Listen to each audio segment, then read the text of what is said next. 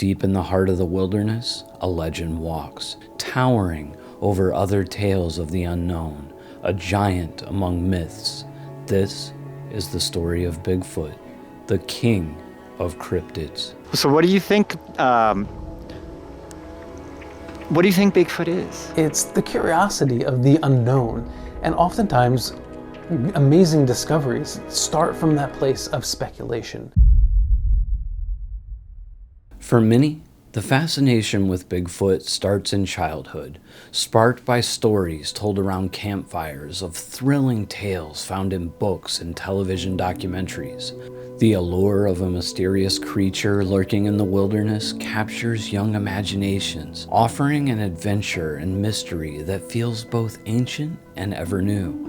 I'm not sure I can exactly recall when it was that I first heard of Bigfoot or Sasquatch, but I do remember being a child and watching Harry and the Hendersons and absolutely falling in love with not only the character, the family, but the mystery and the wonder of Bigfoot. I'm sure I was aware of it before that, but that was the impression that was made on me that really instilled a curiosity that has sustained that curiosity decades later. I first heard of course, Bigfoot listening to the legendary Art Bell on late night radio. I can remember many nights him talking with people who have encountered the beast, who have hunted the beast, who have found all sorts of evidence from footprints to hairs and scat, and the list goes on.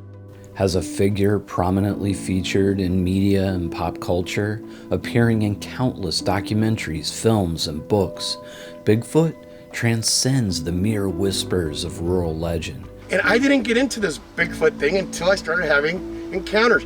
Now, mind you, and I'm going to answer that question, mind you, when you're in the backwoods 6 months at a time alone, you're going to run into something. As children listen to accounts of sightings and encounters, the figure of Bigfoot becomes not just a creature, but a symbol of the wild and the unknown parts of the world. Whether as a casual fascination or a deeper inquiry, the mystery of Bigfoot continues to draw people in, inspired by the thrill of the unknown and the possibility of discovery in our seemingly well-mapped world. There are many legends beyond Bigfoot. Similar creatures appear in various cultures, each adding a unique twist to the archetype of the elusive forest-dwelling giant. We had multiple encounters at Torreya State Park in the Florida Panhandle with the skunk ape. Same location that Stacy Brown and his father got the thermal image of the swamp monster. We had a boulder thrown behind us on a trail, and also during the rain we heard something wading in the creek below us. I've also found a bare footprint there and also heard some strange sounds at night. There's been campers that have reported their tents being pushed down and also their fires being disturbed. We also have the Yeti, the Alma in the Caucasus and Turkey. All over the world, we have these legends of these ape men or hairy people that are very large, but also sometimes very small, like the Orang Pendek. Supposedly living in the mountainous rainforests, unlike its larger cousins, it's noted for its more human-like walking posture and shorter stature. And not too long ago, scientists discovered the Hobbit, or Homo floresiensis, in the island of Flores in Indonesia. And we know now for a fact that there were little hominids on this island. And here's the cool thing. On the island, the inhabitants that lived there, the native Aboriginal people that lived there, had these stories, not unlike, let's say, European stories about, leprechauns. Little people that lived on the island and, might be a trickster in a way. They would steal something from them. These myths turned out to be facts. Now, the question is, do they still exist? Are they still hiding somewhere on the island of Flores? It seems unlikely, but you certainly can't rule it out, since The scientific evidence suggests that, only up until 10,000 years ago, they were living there in a vibrant society. What that tells me is that we have to take serious all of these reports and even the myths, the folklore.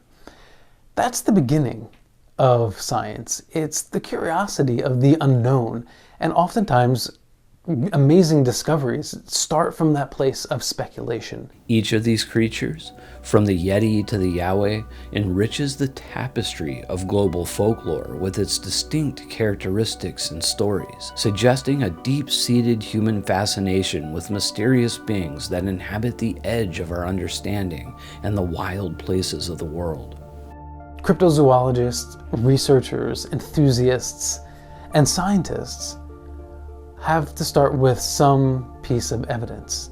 And in many cases, that's the mythology and the folklore. The mythology surrounding Bigfoot often serves as a substitute for hard evidence, filling gaps where scientific proof is lacking. This phenomena occurs because myths and legends tap into deep cultural narratives and human psychology, allowing them to resonate with people on an emotional and psychological level, often bypassing the need for empirical evidence. Native Americans had two of them. They had what they call blood and skin Bigfoot. A physical Bigfoot. Keeper of the forest. I think the Native American story I'm most familiar with is the story that comes from the Paiutes in Nevada, where there was a period in time that they had this conflict with what was reported to be giant red-haired people that were cannibals. And it became such a problem. There was this crescendo of a battle or a fight where the Paiutes forced these giant people into a cave and essentially burned them alive to exterminate them. That has been supported by some discoveries, particularly in 1911, where there seemed to be these large people, up to like 7 foot tall, around there, with red hair. Now, were those the same people? The same cannibals that the Paiutes were sharing this myth, the story about, this legend? Maybe. It's certainly tantalizing evidence, and so I think that's another example of follow the evidence.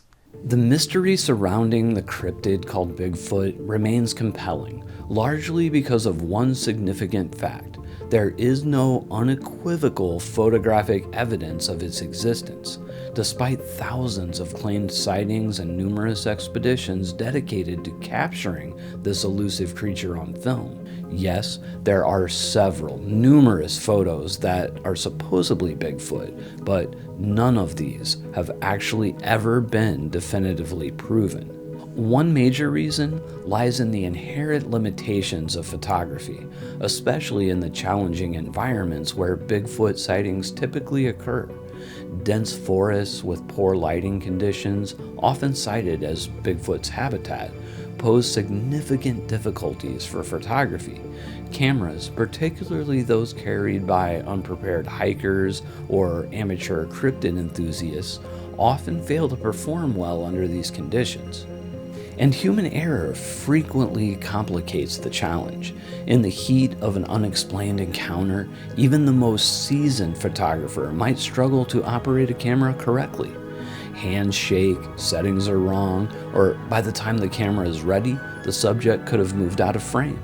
These factors combine to make clear, undisputed photographic captures of a cryptid creature like Bigfoot exceedingly rare.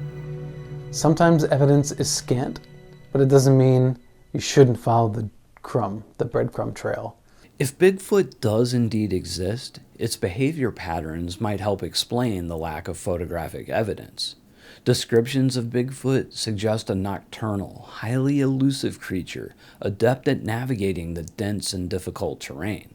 Such traits would naturally help it avoid human contact, and by extension, detection by cameras. Another significant issue is the quality of the evidence that has been presented. Many of the photographs and videos claimed to depict Bigfoot are poor quality, characterized by graininess, ambiguous figures, and questionable authenticity. What I disbelieve are an enormous amount of videos out there that are blatantly hoax.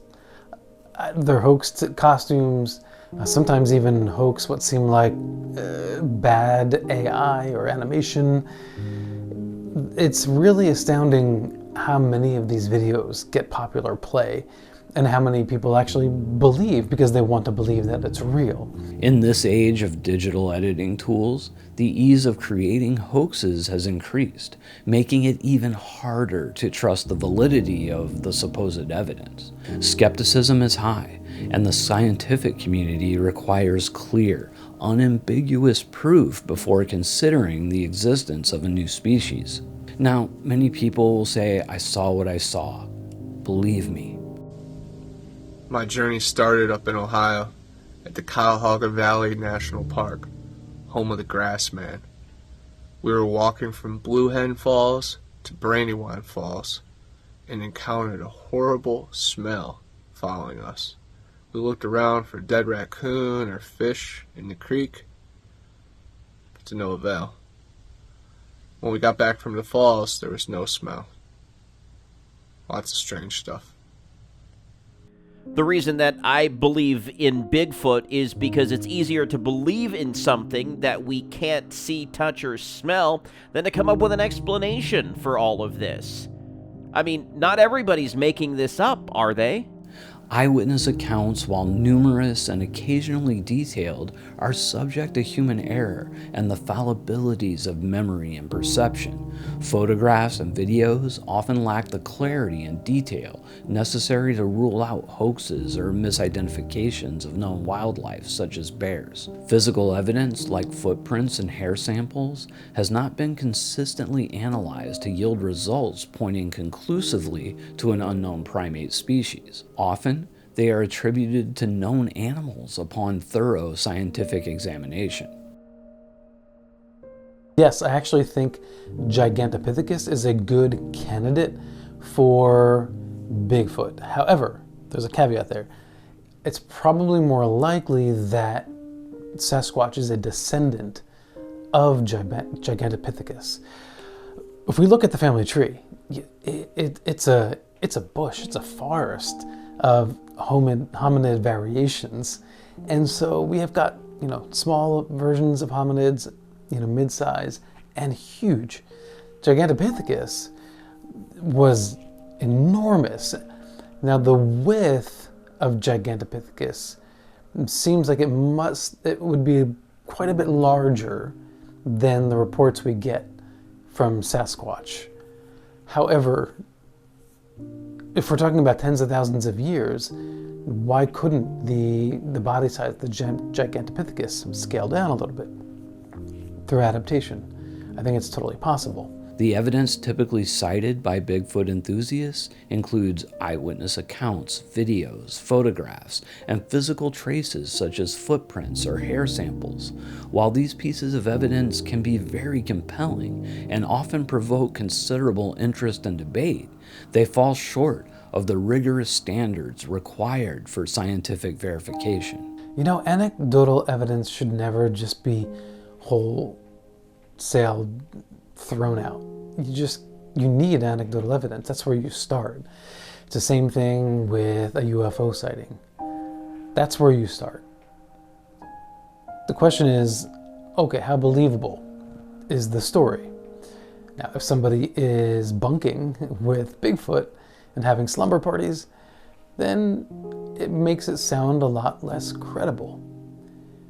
But if someone says, hey, and people have, that Bigfoot or Sasquatch regularly visit them, come onto their property, keep a certain distance, but in a sense kind of make contact, I think that is possible.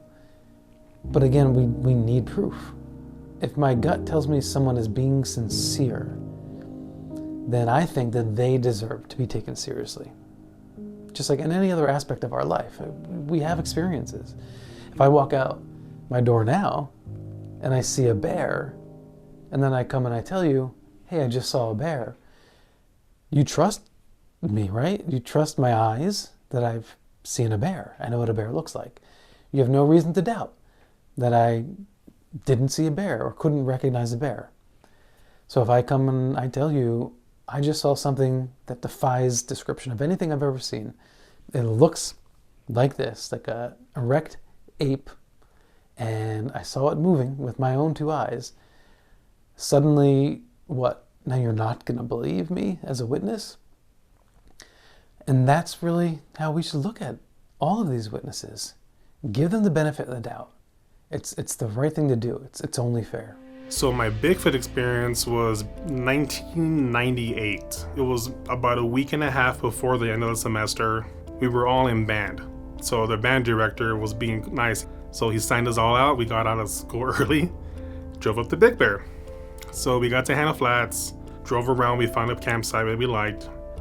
So that first night was kind of funny because everyone was like, what's that sound? No, it's an owl. Oh, what's that sound? It's probably a raccoon walking around. What's that sound? It's probably a mouse. You know, they hear all little animals walking around. And especially since there wasn't that many people camping, there was more activity at night. Saturday night was different than Friday night. It was quiet. It was really, really quiet. The girls were kind of creeped out because it was just, there was no sounds, no birds, no crickets, no nothing. One of the guys was a little creeped out himself. And I was even a little bit like, this isn't normal. What came to my mind was predator, that there's something in the area. So we called it a night early. We went to bed 8:30, 9 o'clock at night. You know, so we had the tent set up already. So I was in one tent with my girlfriend. Her sister was in another tent with her boyfriend. And the three guys were like in a third tent. Kind of made like a triangular around the fire pit. And so we call it a night. I'm laying in my sleeping bag and I'm just listening, and I start hearing sounds. I hear something coming down the path, and it's not something small. I listen and I'm thinking maybe it's a bear, but then I notice that it's walking on 2 feet. It walks down from the road towards us, and then I hear 2 steps stop. And at this point, I'm quiet. My girlfriend's like, what's that? I just stay quiet. We had walkie-talkies in the tents in case we needed to talk to each other without having to get out of the tent. So my friend, he radios me, he's like, there's something behind my tent. And then I'm like, I heard it. And next thing you know, whatever it is starts walking towards my tent, around the camp, towards us. And then you hear on the radio, like, what's that? Like, what is that? And I'm like, I don't know. Like, I'm like, I don't think it's a bear. And whatever this thing was, it was walking on 2 feet. It was heavy because you can hear the thump from the steps. So it felt like 20 minutes. It might have been just a couple minutes. Just time just went, like, made no sense at that point. It went back the way it came. You heard it walk up the same path it came, and it was gone. The next morning, everyone gets up, and everyone's kind of quiet. No one's really talking. Everyone was just kind of like, let's just eat and get out of here. Except for me, I was walking up the path to see what came to camp. I found a patch of dirt, and it had a footprint. I called everyone over, and everyone ran over and I checked this out. And in the ground, there was a footprint, human-like, 5 toes. It was the right foot because you can see where the toes were at. I covered my size 12 shoe over the footprint. It was larger than my size 12 shoe. I would say another 4 to 5 inches longer than my size 12 and about 3 to 4 inches wider than my shoe. And everyone was like, you did that. I was like, no, I did not do that. I tried stomping on the ground next to it. I could not make a dent in the ground, nowhere near as deep as this print was. And my friend also tried. He's bigger than me and he couldn't do it either. Packed up everything as fast as we can and we left. And then after that, I just went into like research mode and started learning and getting into the whole thing of like what's going on. And listening to other people's stories and everything, and seeing that what happened to me happens to a lot of people. When you start hearing different stories and different accounts, that maybe there's more to it than just one thing. And it just, now my mind's wide open of the possibilities. The question is, how do they evade being seen or captured? If we have indeed had glimpses of Sasquatch on video or in photographs, then what are the statistics here? If one person can catch a picture here or a video there, why don't we have a plethora of images and videos when you have so many other researchers out there looking for this thing? If I may draw a parallel between Bigfoot and extraterrestrials. The theory of extraterrestrials and why they are not seen easily, why they just seem to come close enough that you can capture them for just a moment on camera, or maybe just with your eyes, and by the time you pick up your camera to record it, it's gone. Well, they're intelligent. If they decide that they don't want to be seen, then, considering how advanced they are, they would decide when they will allow to be photographed, right? When they'll be allowed to be recorded. And then otherwise they keep their distance and hide. So if I accept that as a possibility with extraterrestrials, why couldn't it be so with Sasquatch? Well, people would say Sasquatch is an ape. It's probably not quite as smart as a human. But how do we know that? You know, intelligence is not defined solely by humans. We understand our brain, but what if Sasquatch is a far more emotionally intelligent being? Or perhaps it's just very sophisticated in its own domain and has an innate ability to, live in secret, to hide away. They're smart enough to know that we could endanger them. We consider ourselves the apex of intelligence, and so that's the only bar that we really have to go by. But if you look at dolphin behavior, there was a time we thought dolphins were, much less smart than they actually are, and now we know that they can actually create choreography of their own with tools that we give them, let's say balls and that sort of thing. So studies have been done. Dolphins can come up with their own choreography, right? Doing tricks and jumps, swim and circles and all these sort of things. If Bigfoot is anywhere between a dolphin and a human, then I think it's totally believable that they're smart enough to hide and to cover their tracks well enough. There's another individual that used to work security for the mountain, because some of the forestry roads on the backside of the mountain, Southside BBL, Snow Summit, Bear Mountain, on that side a lot of the kids like to go up the forestry roads and party. Forestry had a guy who would drive up there at night through the forestry roads at night, securing the area, making sure kids are not doing fires. And he also had an encounter where he just simply seen something run across that was huge. Now, I will say this, right here, because we're here today in Running Springs, Arrow Bear, California, and right above us is Green Valley Lake, California. And one day I was taking a hike through the woods, and these are usually Bigfoot signs. And what I ran into was 2 straight trees. Both were snapped. Both were snapped at about 14 feet high. Both were snapped equally, like something went by and just snapped them. They weren't cut, no lightning. They were both just snapped. You could see that it was snapped because the wood was all frailed unevenly. And I looked at that and I said, wow, no bear could reach up 14 feet and just snap both evenly. They were snapped right here in GVL. What to do with the evidence? We've got great researchers out there like Dr. Jeffrey Melcham, anthropologist, who has proposed that Bigfoot is indeed a living, breathing, physical creature eluding capture. So we've got the footprints. Now, the next thing we have are the hairs that are reported to have come from locations where Bigfoot was seen.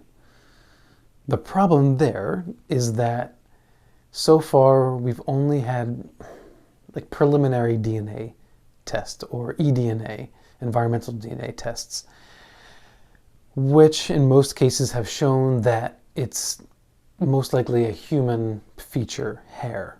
However, the only way to be certain, because if they are relatives to humans, if we are very similar genetically, the only way to be certain would to be do a complete genetic profile. And that is something that costs money, and universities tend to not want to spend money on Bigfoot research. And so you have to get out there and find the funding for it. I think that'll happen. I think we'll get more information regarding the genetics, and perhaps some of these hair samples that have been arguably inconclusive because we don't have the whole mapped genome of this specimen. We may discover in just a few years that there's a whole new species of some hominid, a very close relative of ours, living here in North America. The absence of Bigfoot bodies is a significant point of contention in the debate over the creature's existence. Which brings us back to what happens to Bigfoot if they are an intelligent species? Do they just let their loved ones die and stay in the forest just to rot? I don't know. If they did, on a rare occasion, if something happened, tragically, and they were alone, well, what would happen in nature with a bear carcass is nature would take care of it. It would decompose. And it would be because you have every layer of creature, all the way down to fungus and bacteria, that eats away at the entire carcass until there's basically nothing left. One common explanation within the Bigfoot enthusiast community is the creature's purportedly reclusive nature and intelligence, which might enable it to avoid humans effectively and possibly bury its dead, a behavior observed in some primate species. This idea suggests a level of social structure and cultural complexity, and would help keep their remains hidden from human discovery. Back in 2010, I was hired as a axeman and firekeeper, and I would work up in the woods. My job was to haul timber. So I started to pick up on backwoodsmanship, how to live in the woods, how to identify sound in the dark. I was pretty good. I learned the sounds. I had my hybrid wolf dog, Big River. He was a big guy. Big River was 155 pounds. Big River started to alert me. And he kept staring and staring and staring into the distance, barking or howling, because he didn't bark. And he wouldn't stop. And so I said, River, what's going on? River, what's happening? And then the hairs of my neck and the hairs of my arm stood up. And I said, well, what is that? And I get down to his level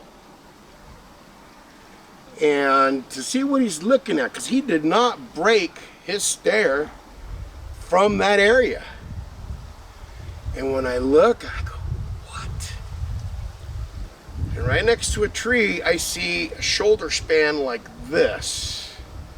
No neck and a head about this big with hair like this. Just, kind of unorganized.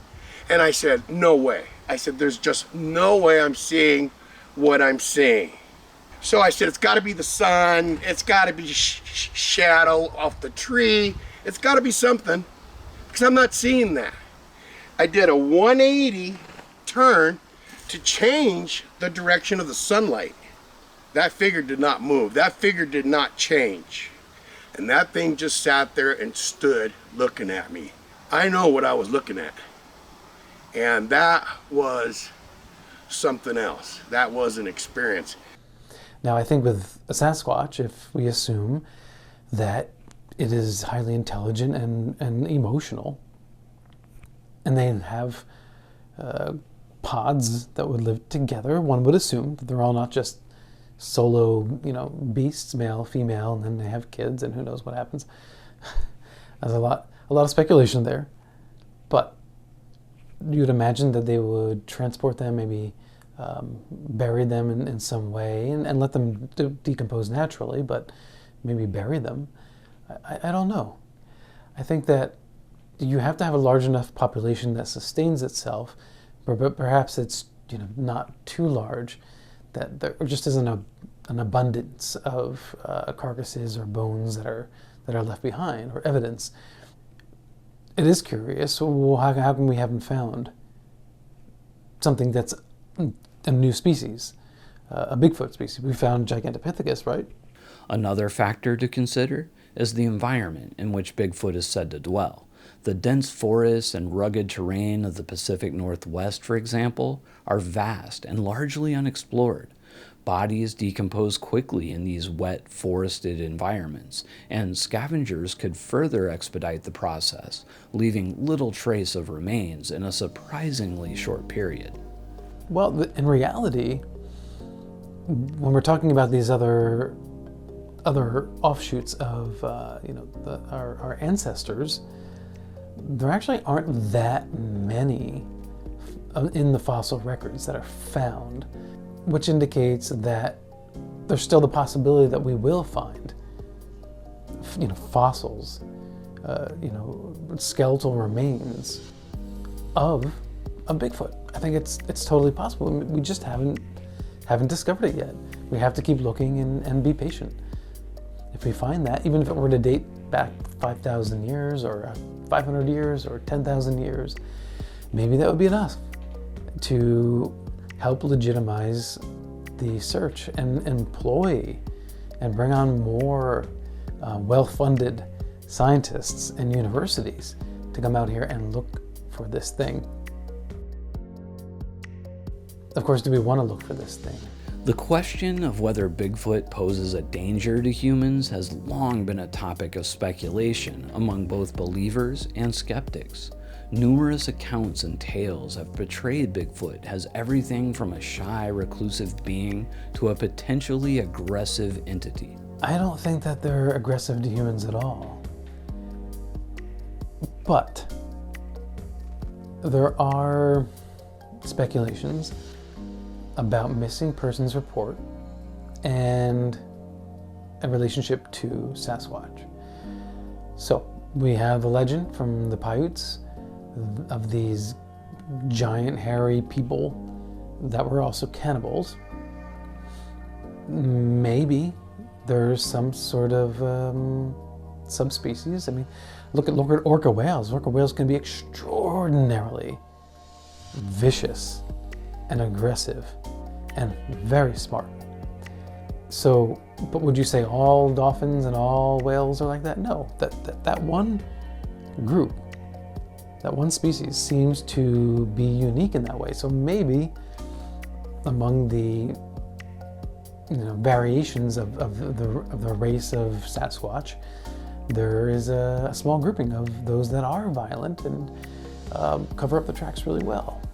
If Bigfoot were to exist as a large primate, comparisons might be drawn to other large primates like gorillas or chimpanzees, known for their strength and potential for aggression when threatened. The size alone of a creature like Bigfoot, often described as being over 7 feet tall and muscular, would inherently pose a physical threat simply due to the potential for accidental harm or defensive behavior. Primates, including humans, can exhibit territorial behaviors, and a Bigfoot could theoretically react with aggression if it felt its territory was being invaded or if it was cornered. However, given the generally elusive nature attributed to Bigfoot, aggressive confrontations would likely be rare. While the direct physical danger posed by Bigfoot remains purely speculative and based on unverified accounts, the potential for harm should the creature exist cannot be entirely dismissed. I don't think that they're abducting people, but, I can't rule it out either. Bigfoot, I believe, is paranormal. Beyond the traditional view of Bigfoot as a possibly undiscovered primate, there are several unconventional and intriguing theories about its nature, some of which border on the paranormal. Once again, the Native Americans had the physical Bigfoot, keeper of the forest, keeper of the woods. And they didn't worship him, but they took care of him, kind of, let's say. Leave fruit for him. They would communicate with sticks. They'd leave 5 sticks up in a teepee, and then there'd be a couple more sticks added by something. So my guess is, I don't know. Is it the blood and skin Bigfoot, or is it the paranormal Bigfoot? The one that individuals have reported that they've seen appear out of anywhere.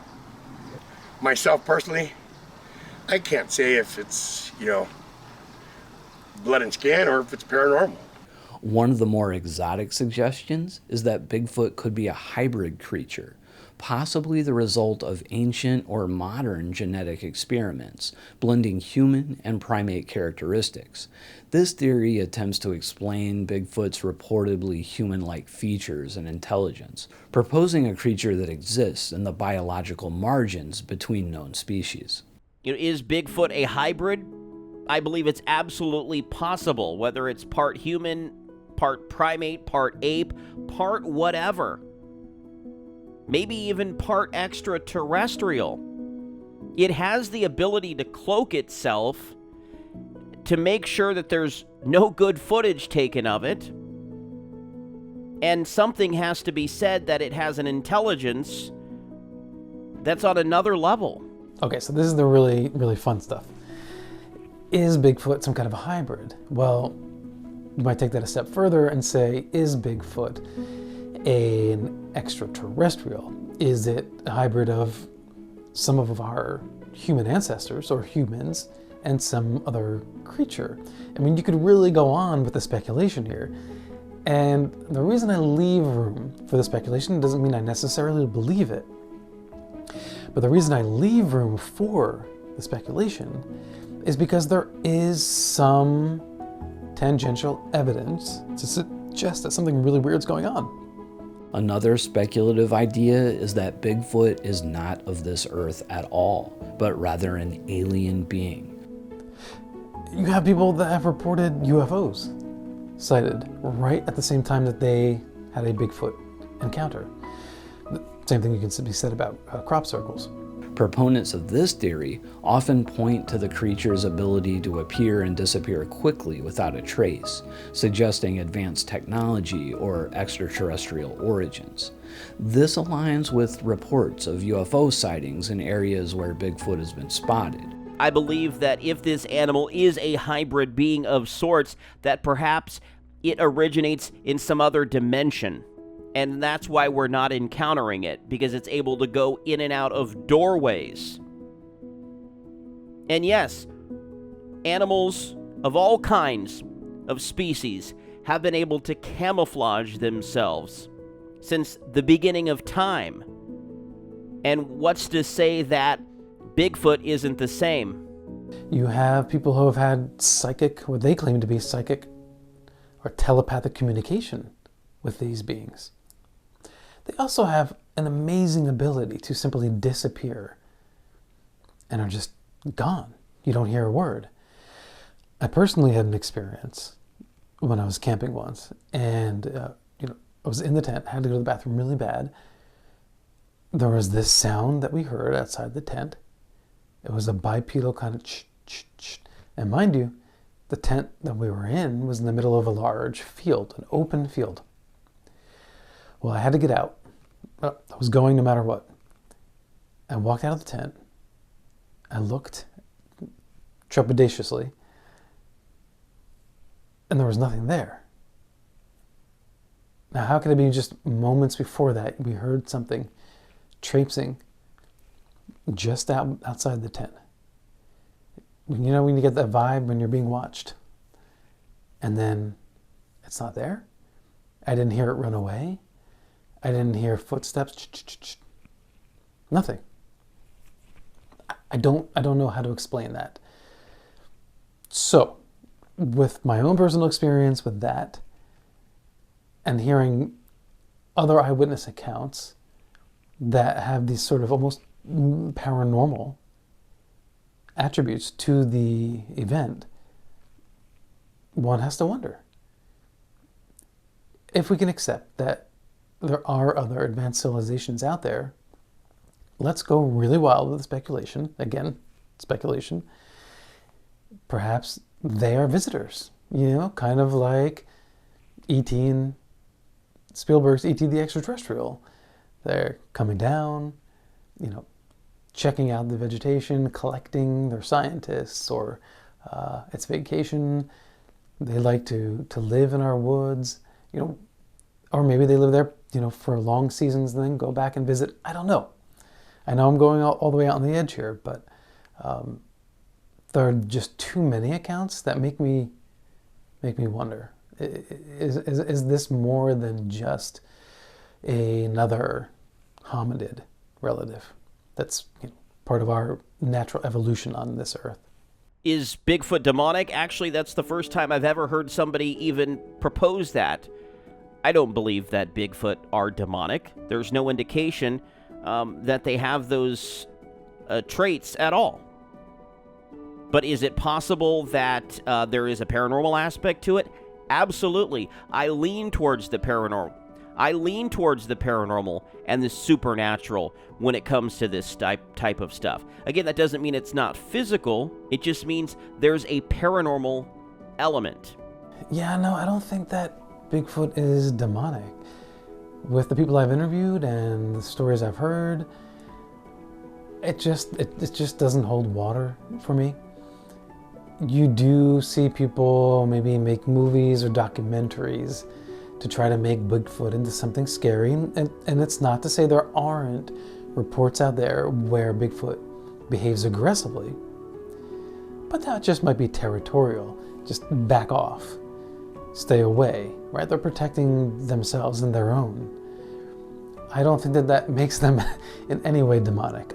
To further build on the question of why haven't we found them? Where's the evidence? I would argue that we have as conclusive evidence as we'll ever get without getting a body that there is something to this.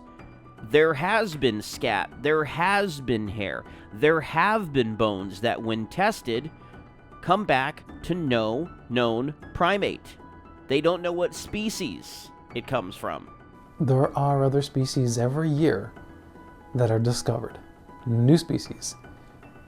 If you're talking about everything from plant, fungi, to animal life, there's like 10 to 20% that scientists estimate that we're aware of, which means that there's up to 80% or more of species on this planet to be discovered. Every year, there's certainly hundreds of animals, new species of animals that are discovered. The once considered extinct thylacine or Tasmanian tiger now is believed to possibly be extant. It exists. It's here. It never went extinct. It's just been elusive. Now think about that. We actually have video of a Tasmanian tiger and what it looks like. It's a wild animal. It's a carnivorous marsupial.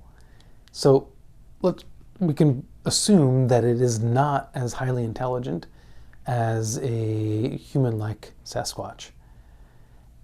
And yet somehow, if these reports, which are being taken seriously by scientists, are proven to be true, if they discover that indeed the Tasmanian tiger has survived and has managed to stay hidden, then I think that should open the door wide for scientists, to go and look for that funding, to go and do the expeditions and get the research and support, financial support they need to do serious expeditions to search for Bigfoot. Through the years, dedicated researchers and enthusiasts have sought to capture a glimpse of this mythical giant, their efforts framed by both hope and skepticism. From video footage that stirred the world's curiosity to sophisticated expeditions deploying the latest technology, the quest for Bigfoot has proven as enduring as the legend itself. Again, if something is highly intelligent enough and knows nature in a way that we can't imagine, or at least our modern selves as humans can't imagine, then I think one day we're in for a big surprise. But the surprise, I hope, comes with protection. Some states have already passed laws to protect Sasquatch. Even though it's not even a proven species yet, there are laws to protect Sasquatch in the case that it's discovered, so that you can't shoot it, you can't murder it, which also would give it special protections to preserve its natural habitat. And I hope that all 50 states of the United States and throughout the world beyond take steps to protect these creatures in the event that they are real or proven to be real. Bigfoot has been the subject of countless investigations, both amateur and scientific. Among these, video evidence has often been touted as some of the most compelling proof of Bigfoot's existence. Here, we explore a few key pieces of footage that have sparked significant interest and debate within the Bigfoot enthusiast community and public at large. Oh yeah, I definitely think the Patterson-Gimlin film is real. 99% sure that Patty is the name of the Sasquatch in that clip, is a female Sasquatch. Shot in 1967 by Roger Patterson and Robert Gimlin near Bluff Creek in Northern California, this short film captures what appears to be a large, hairy, bipedal, ape-like creature walking through a clearing. The creature, known as Patty, looks back at the camera before disappearing into the woods. What makes this footage particularly compelling is the detail visible in the creature's anatomy, including muscle movement and facial features that some experts argue could not have been easily fabricated with the costume technology available at the time. What does that mean? Well, it's a best guess based on the anatomy. And what's really interesting about that is it can't be, in my opinion, it can't just be, in 1967, mind you, someone wearing an ape suit. There are a couple things that come to mind. One, the way it walks, its gait, it's kind of, slightly crouched down. It doesn't have full extension in its gait like we do. But most importantly, its skin looks so real. It really has the appearance of underneath that layer of skin and fur is muscle movement.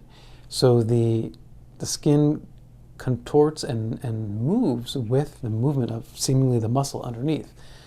It's not that can't be achieved with extraordinarily good prosthetics, but that would require someone to adhere or have extraordinarily tight-fitting suit to a very muscular body.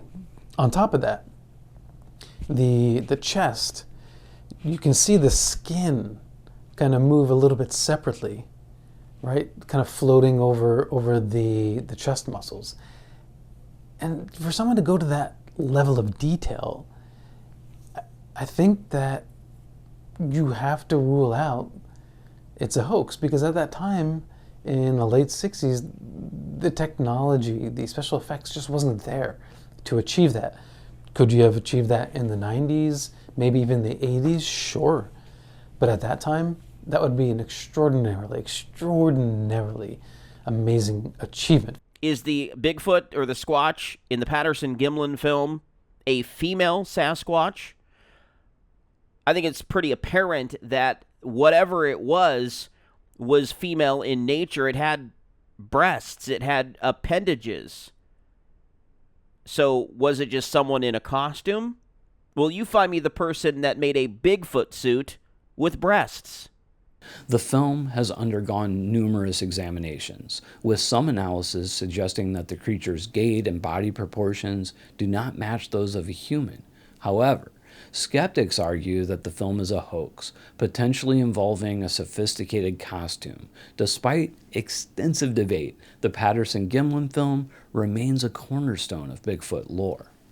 But to this day, it has neither been definitively proven or debunked, despite some interviews with those claiming to have taken place in the hoax. The Freeman footage is a compelling piece of footage. Captured by Paul Freeman in 1994 in the Blue Mountains of Washington State. Freeman, a longtime Bigfoot hunter who claimed to have discovered footprints and other physical evidence of the creature, recorded this footage, which shows a large figure walking through a wooded area. The footage is notable for the clear view of the creature's legs and strides, which some say are consistent with the depictions of Bigfoot. There's a couple of things. One, when I'm listening to any of these Bigfoot sightings, or any kind of sighting that's alleged to be caught on camera or on audio, I do listen very closely to the inflection of the witness's voice, if it can be heard, and their behavior. Most people are bad actors. That's just the way it is. Even at their even good actors, you can tell sometimes, are acting. But that's okay. They're doing it within a fictional world. It works.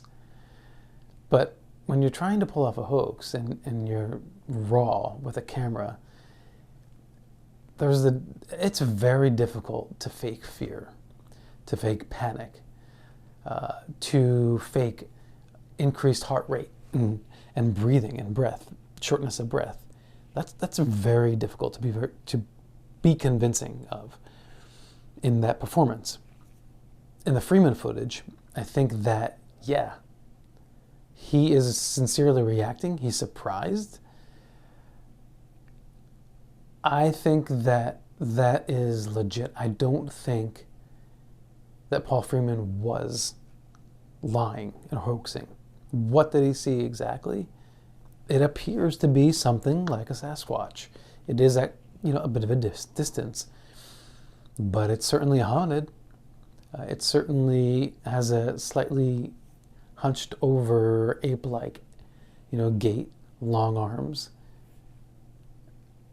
But I can't say definitively that it's Bigfoot. While videos like these are compelling and have certainly contributed to the ongoing fascination with Bigfoot, they also underscore the challenges associated with cryptozoological research. Video evidence, especially with older or lower quality footage, is often subject to interpretation and can be influenced by existing beliefs and biases.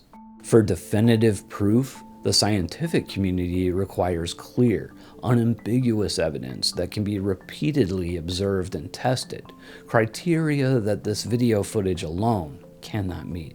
So one of the compelling aspects of this 1992 Paul Freeman footage, which was at Deduct Spring, Wallowa, Oregon, near the Blue Mountains, was that the Deduct Spring was a regular spot that he would go to. However, on this one occasion, he went during a time which was irregular for him. Up until then, he had seen tracks and had been tracking Bigfoot tracks. So there was an expectation.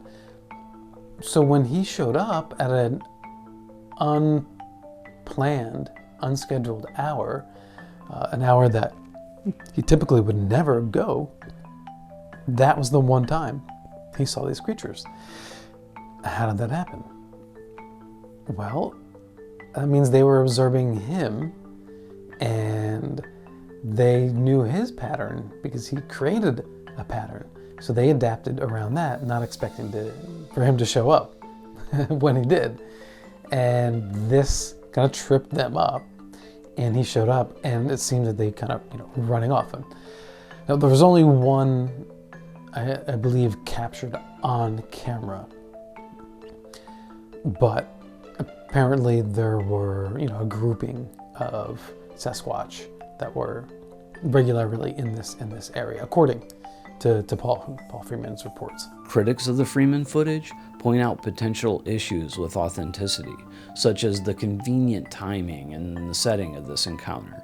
However, supporters argue that Freeman's genuine surprise and the physical characteristics displayed in the video lend credibility to its authenticity. I also think that his son Michael, who has sort of carried on the message of his father to seek and discover Bigfoot and his belief in all that, I think he's sincere too. So what does that mean exactly? I don't know.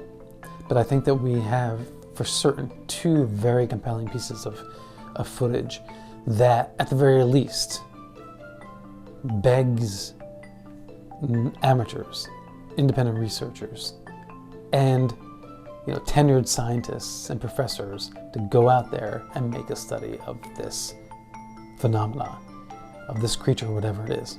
Look, anybody can say what's real or not. I mean, the power of the internet in which we live makes it very, very possible that this could be faked, and we're talking about any footage. However, having met Michael Freeman and having shaken his hand and looked him in the eyes and seen what was done to his father's video to restabilize it, to magnetize it, to make it clearer,